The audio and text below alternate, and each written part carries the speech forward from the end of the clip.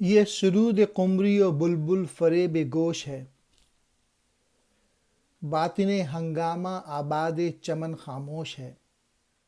یہ جو بلبل کا جو گانا ہے یہ دھوکہ ہے، اور جو یہ دنیا میں جو یہ ہنگامے ہو رہے ہیں یہ عارضی ہیں، اس کے بعد جو ہے چمن کو خاموش ہو جانا ہے، اس دنیا کو فنا ہو جانا ہے۔ سرود قمری و بلبل، بلبل کا اور قمری کا گانا یا بولنا، فریب گوش کانوں کے لیے دھوکہ، باطن ضمیر، ہنگامہ آباد چمن باغ کی رونق۔ تیرے پیمانوں کا ہے یہ اے میں مغرب اثر، خندہ زن ساقی ہے ساری انجمن بے ہوش ہے۔ یورپین جو ہیں وہ ہم کو دھوکہ دے کر ہمارا مذاق اڑا رہے ہیں۔ میں مغرب، یورپی تہذیب کے اثرات، خندہ زن ساقی ہے، شراب پلانے والے مسکرا رہے ہیں۔ انجمن کہتے ہیں محفل کو۔ تیری تہذیب کا یہ اثر ہوا ہے کہ تو ہم کو پلائے جا رہا ہے، اپنے کلچر اور اپنی چیزیں دیے جا رہا ہے، اور ہمارے جو لوگ ہیں، جو مسلمان لوگ ہیں، وہ بے ہوش پڑے ہوئے ہیں۔ انہیں کوئی فکر نہیں ہے کہ ان کے ساتھ کیا ہو رہا ہے، بے ہوشی میں زندگی بھی گزار رہے ہیں۔ دہر کے غم خانے میں تیرا پتہ ملتا نہیں، جرم تھا کیا افرینش بھی کہ تو روپوش ہے۔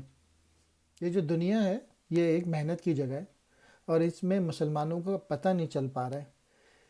تو اقبال فطرت سے پوچھ رہے ہیں کیا مسلمانوں کو بنانا جو تھا وہ جرم تھا کہ وہ اس طریقے سے غائب ہو گئے کہ کوئی دنیا میں کچھ کر ہی نہیں رہے۔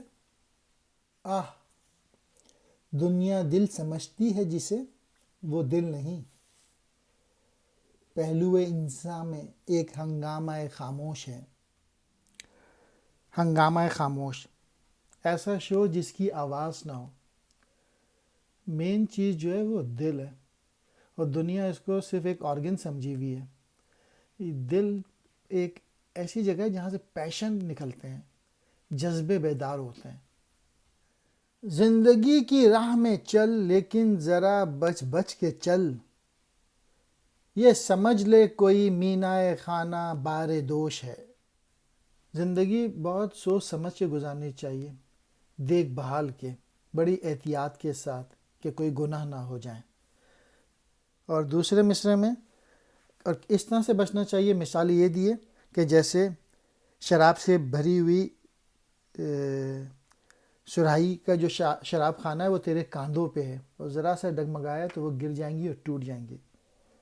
یعنی تو کسی وقت بھی تو اس سے گناہ سرزد ہو سکتا ہے، تو بہت احتیاط سے زندگی گزارنی چاہیے، اچھا اور برا سمجھنا چاہیے۔ جس کے دم سے دلی اور لاہور ہم پہلو ہوئے، آہ اقبال وہ بلبل بھی اب خاموش ہے۔ دلی اور لاہور اکٹھے ہوا کرتے تھے، جس کی وجہ سے وہ بلبل اب خاموش ہو گئی، یعنی وہ شخص انتقال فرما گیا جو کہ دونوں کو ملا کے بٹھاتا تھا۔